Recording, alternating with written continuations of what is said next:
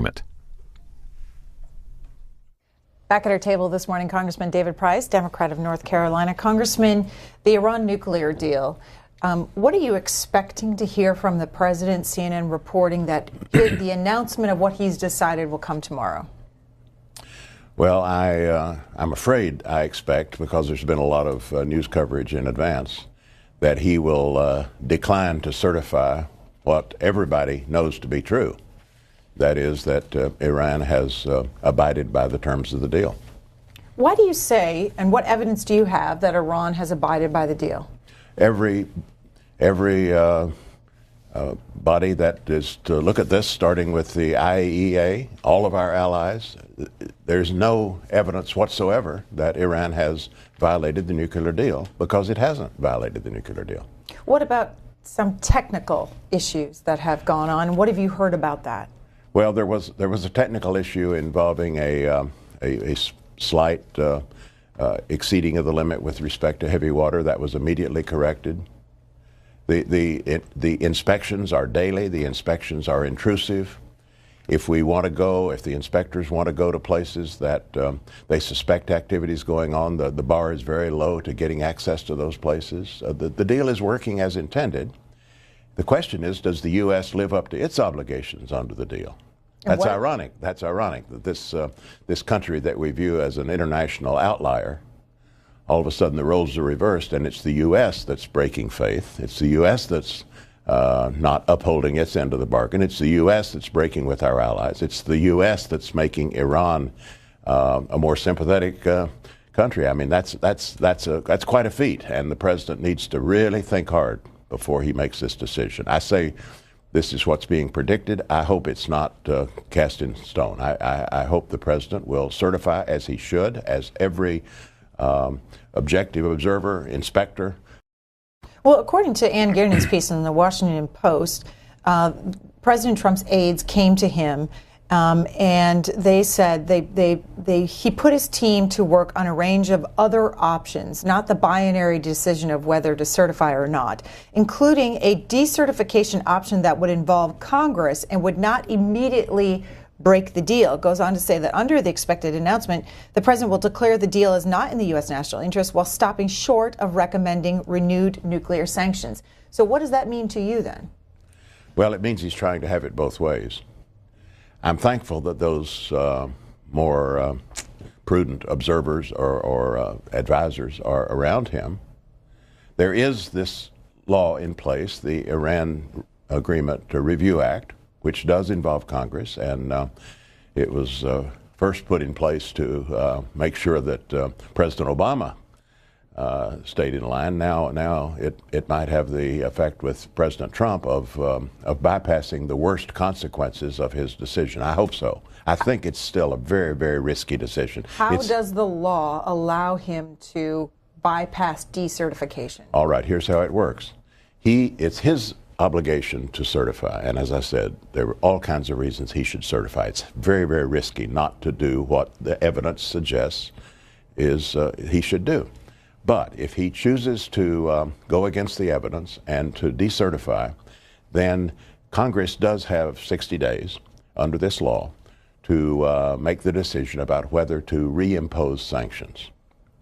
And the president may advise that we not reimpose sanctions. But it's a roll of the dice, and it's not one that a responsible commander-in-chief should make. And if he were to advise to not reimpose sanctions, what does that mean for the nuclear agreement? Well, the agreement could, in effect, remain in place. In other words, none of our negotiating partners, and we're talking here about China and Russia as well as Britain and France and Germany. None of these partners agree with the decertification. They all think that President Trump should do what the facts dictate that he should do. If he goes the other way, they're not going to go with him. They're not going to break the deal. They're not going to reimpose sanctions. And so that isolates us, but it also means that Iran might have strong incentives to stay in the deal, to continue to obey the terms of the deal. and to essentially continue working with the other partners. That is what I believe the president's advisors hope and expect might occur.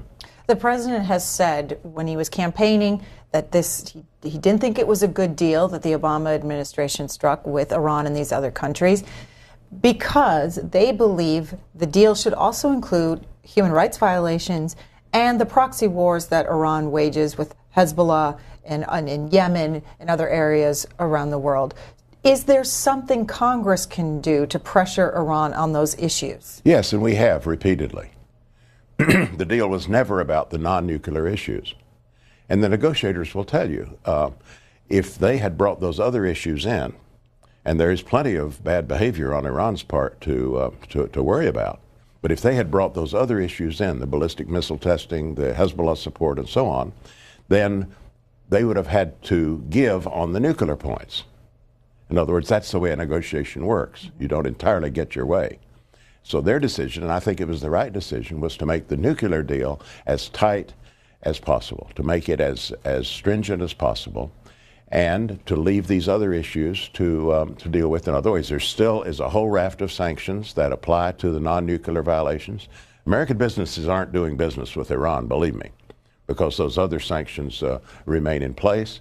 And those sanctions, as you know, were augmented a few weeks ago when we passed the bill that put sanctions on Russia, North Korea, and Iran. There are many ways that we can deal with this bad behavior now. And we need to do that. But that has nothing to do with the nuclear deal, and that was very, very clear from the beginning. So the nuclear deal is as strong as it is because it was focused like a laser beam on nuclear behavior. There's not a thing Iran is doing that wouldn't be far more serious if they had a nuclear weapon or were moving rapidly toward one. Let's hear from Billy, who's in Miami, independent. You're up first for the Congressman. Go ahead. Yes, good morning. Good morning. I'd like to take this back even before that. And I'm 67, and on Sunday mornings I go to a coffee klatch, and it's mostly men of my age in that.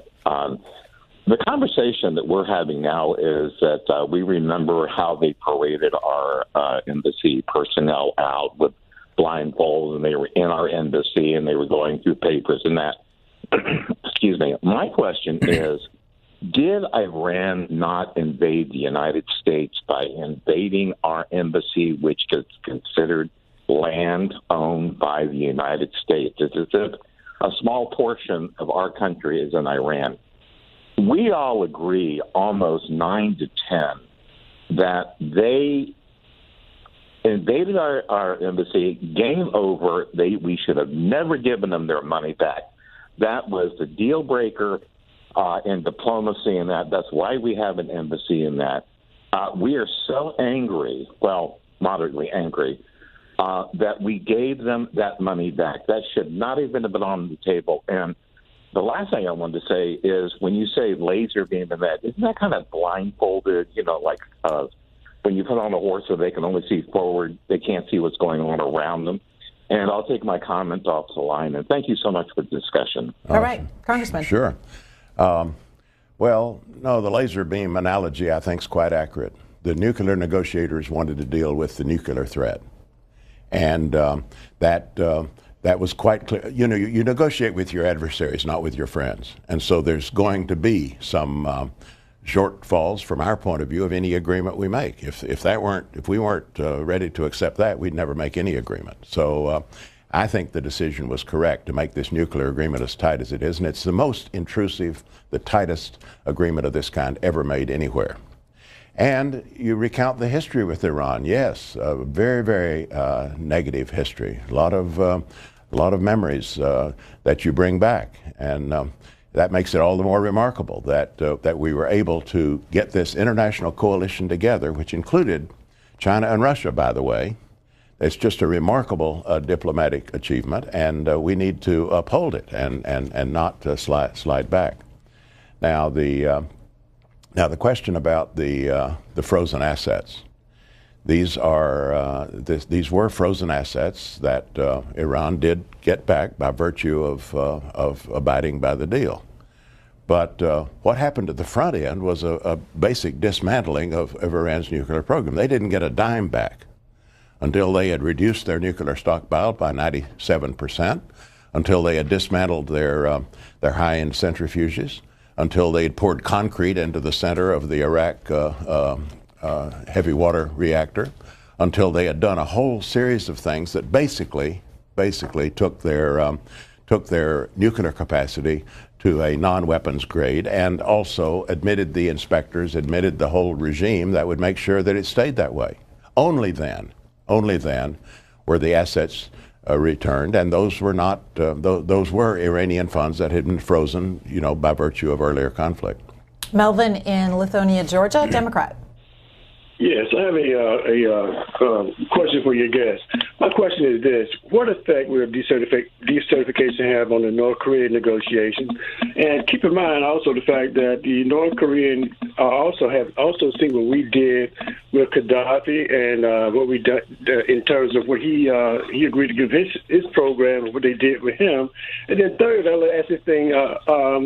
What if in the next Iranian election they produce another leader and look at the new agreement that the Trump administration, if they were able to get a new agreement, say, suppose we don't like the former agreement, can the Iranians come to the table and then say, we want to negotiate a different agreement, a different arrangement, a different framework, because we feel like the one that the previous administration got was a horrible agreement, the same way Trump is expressing that the previous administration got a horrible agreement with them. Okay, got your points, Melvin. Right, very good points. And, we talked earlier about why President Trump is taking a big risk if he refuses to certify or decertifies, because there is no material evidence of a breach, and all the validators agree on that. Number two, breaking faith with our allies who are partners in this.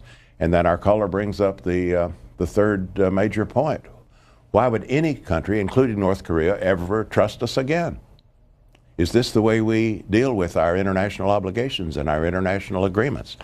Don't take my word for it. Let me read what former Prime Minister of Israel, former Defense Minister Ehud Barak said yesterday about this Korea problem. The lessons of a broken deal will not be lost on North Korea's leader, Kim Jong-un, Mr. Barak said. And I'm quoting, "They will say it makes no sense negotiating with the Americans. If they can pull out of a deal that has been signed unilaterally, if they can pull out unilaterally after a deal that's been signed after a relatively short time." That's pretty good authority, and it's absolutely right. That's a major consideration. We have one rogue nation involved in nuclear activity, and now this could produce a second one. Why on earth would we want to do that? Whatever kind of challenges we're going to face 10, 15, 20 years down the road, we certainly have protection in the medium term, and it's worth maintaining. It should be maintained. Moreover, if we break this or violate the terms, then we really damage our ability, I think, to make an agreement with anybody else, including North Korea. C-SPAN covered a discussion recently with David Ignatius of the Washington Post and Senator Bob Corker, the chairman of the Foreign Relations Committee, where the senator said that he has been advising the president, this is a few weeks ago, before the feud between the two of them, but that he had been advising the president that if you do not certify the Iran deal, you are then making it look, you are making Iran sympathetic because they have not violated any part of this deal. That's my point, too. That's exactly right. Well, what do you make of that advice coming from a Republican on a deal drafted by President Obama? I think it's very good advice. I think it's honest, straightforward advice, and he essentially got the same advice from the Republican chairman of the House Foreign Affairs Committee. What's going on here? The president seems to need to discredit the works of his predecessor. He seems to need to say he could have made a better deal and so on. But the overwhelming advice from people like Bob Corker and from the president's own advisors has been, do not put America in the situation of breaking our word, of being the one who violates this deal. Now, the president is looking, I think, to have it both ways, perhaps, but he still has time, and I hope that he will reconsider. The most straightforward, most honest, most honorable thing to do would be to certify what everybody agrees to be the case, that Iran is not in violation of the agreement. Then we can get to work, as we have already. We can get to work on the other issues of diplomacy in the Middle East with Iran and other nations. There's none of this that will be made easier if we are messing up the nuclear deal. The nuclear deal is absolutely basic. Kelly in Lancaster, Kentucky, a Republican. Hi, Kelly. Hi. I just wanted to say a few things about, well, I respect our president, and I like the fact that he wants America to be strong, America to be feared, and I agree with that completely. I think that our government has forgotten that there are people here that pay their salaries and pay for an awful lot in the world. And I am supporting our president, President Trump, because he is looking out for us. And honestly, why do we have to be the good guy all the time? Everybody goes against us. Everybody turns their back. Everybody has their hand out, but they don't respect us. Kelly, I'm going to leave it at that point and have the Congressman respond to that question. Why do we always have to be the good guys? Is it in our national interest to become the international outlier? Look, this notion that engaging in diplomacy or engaging in anything, I suppose, other than warfare is somehow a sign of weakness. No, this Iran deal is a major asset to our country.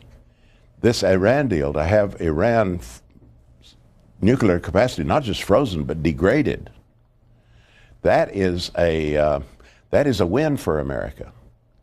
That is a win for America. This is an extraordinary agreement. Not perfect. No agreement could possibly be perfect because it is a negotiated agreement, but it is an extraordinarily strong agreement. We took the leadership in this. That looks like strength to me, to lead not just Britain, Germany, France, but to lead Russia, China in that tough sanctions regime that brought Iran to the table, and then to hammer out this strong deal. So the way to put America first, if that's the way you want to put it, is to continue to lead, and to lead honorably, and to lead in ways that will have others follow, and that will have Iran's respect. I can't imagine any realistic analysis of American strength or American interests that would say President Trump should abrogate this deal. Let's go to Butler, Indiana. Walter, a Republican. You're on the air. Thank you for taking my call. I do appreciate it. Mr. Price, I just heard you say that we're concerned with how Iran views the United States. My head is hurting just listening to this go on. I'm sorry, and I'm ex-military, and so I'm not a warmonger whatsoever. But hear me out, if you would. I actually didn't say that, but I do think Iran needs to view the United States as tough and determined and honest. Well, and then you also did say, and also that you would think that it would be important that Iran, if we stay in the deal, that would build respect. Iran would respect us. But anyway, let's go. If I could just go to the major points here. If you have a country that signs an agreement with the United States, and the day they're signing it, thousands of people are chanting with their leaders, "Death to America." Remember that? Death to America. And then we give them hundreds and hundreds of $1 million back. What do you think they're going to do with that money? Do you think they're going to have a charity in the street? And the next question is does the United States consider Iran a state sponsor of terror? If you believe that they are a state sponsor of terror, if you hear and take their words solemnly, death to America, if you believe and know that they have American hostages today and we never got them back, I do not understand, sir, for the life of me, why you would aid them, give them back money, appease them. And the reason these other countries like Russia and China are agreeing with is you don't hear them saying death to China, death to Russia. They're a totalitarian, vicious, brutal regime that throw gay men off of buildings, that make their women subservient, and their goal is to destroy Israel and the United States. Okay, and Walter, I want to have the Congressman give him a chance to respond. Oh. Well, that's quite a list, and you're of course right that this is a country that is a determined adversary of ours and of Israel's. You don't negotiate with your friends; you negotiate with your adversaries, and you negotiate on terms that serve America's interests and serve the interests of our allies and of these European powers that have joined with us. It is in our interest. Just make no mistake about it. This isn't appeasement. This isn't doing something nice for Iran. It is in our interest for Iran to dismantle its nuclear capacity and to be a far distance from any kind of breakout capacity. When this agreement was negotiated, they were 2 or 3 months away from having an operational weapon. We need to remember that. That was unacceptable. And the agreement was designed to not just contain that, but to degrade it. And before they got a dime back, they had taken that 97% reduction in their uranium stockpile. They had poured concrete in their heavy water reactor. They had dismantled those centrifuges and so on. And so their frozen assets were released at that point. That was only after their nuclear capacity had been degraded. So let's forget the business about kind of a sentimentality toward Iran or any other country. This was a hard-nosed deal. There was no spirit of the deal. The deal was focused very sharply on nuclear behavior. And if other things had flowed from it in terms of a better relationship, that would have been good. But as you say, that has by and large not happened. There was a deal where some hostages were released. But basically, we still are faced with numerous challenges with Iran in terms of their sponsorship of terrorism and other bad behavior. We have sanctions in place that at this moment are dealing with that, and we will deal with it in the future. We and our allies will. But make no mistake about it, this agreement is in America's interest. That's why we did it.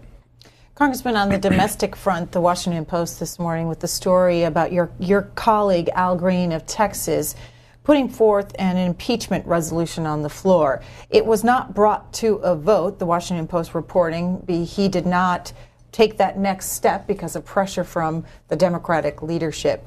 If it had been called for a vote, how would you have voted? Well, I think this president is on very thin ice in a couple of areas, and this may be something that in the future our institution needs to deal with because the Constitution requires it. But this Russia investigation is ongoing. Of course, that needs to be completed. We need to know what the evidence is there in terms of Russian interference in our election and the collusion of the president or his people in that. We need to know what the Russians have on this president. And then there's the area of conflicts of interest, which is very, very serious. The emoluments clause of the Constitution and the conflicts of interest, the president and his family. So this is territory where we're going to have to get the facts and understand what our obligations are. In my opinion, Congressman Green's resolution was anticipating some of this, but was premature in terms of a vote yesterday. Do you think it's premature for Tom Steyer, a billionaire who has donated to Democrats, to demand a party pledge to impeach President Trump ahead of the 2018 midterm elections? That's the headline in the New York Times this morning. Well, I think for anything like that to succeed, of course, there has to be buy-in and acceptance of their responsibility from the majority party, and we're not seeing that yet. That will depend on what the evidence compels us to do, and that is why we need to gather the full evidence before we move. Another question for you on politics, and that is your colleague Linda Sanchez, a Democrat from California, was on our Newsmakers program last week, and she said it was time to pass the torch for Nancy Pelosi and other Democratic leaders to a new generation of Democrats like herself and others. Do you agree? Well, I agree that we always have to be cultivating new leadership, but I disagree, and I'm puzzled by her bringing this up here in this critical turnaround year when I'm confident we're going to take the House back, and we're going to take the House back because the American people are outraged at what they see going on in Washington with the president, but also with the Republican leadership of our institution. I have never seen in my whole time in politics the kind of passion, the kind of determination that I see in these town meetings and in just virtually every encounter I have. So there is a great deal of determination, I think, to turn things around. And our leaders in the House, our group of leaders, including Linda Sanchez, are presumably focused on that task. So to be speculating about future leadership, I don't think is particularly helpful at this point. We'll get in here Harvey, who's in Amherst, Virginia, and independent. Harvey, you're on the air with Congressman David Price. Good morning, Good morning. Representative Price. Sure. I appreciate taking my call. Yes, sir. And I have a question. Did you personally see this concrete poured into the nuclear reactor in Iran? No, I didn't happen to be there, but I have on good authority that it occurred, and that's the authority of the IAEA, which is the International Inspection Agency, which has a very, very solid track record and actually has beefed up its capacities considerably to deal with this most intrusive inspection and enforcement regime in history. Congressman David Price, Democrat of North Carolina, thank you very much for your time this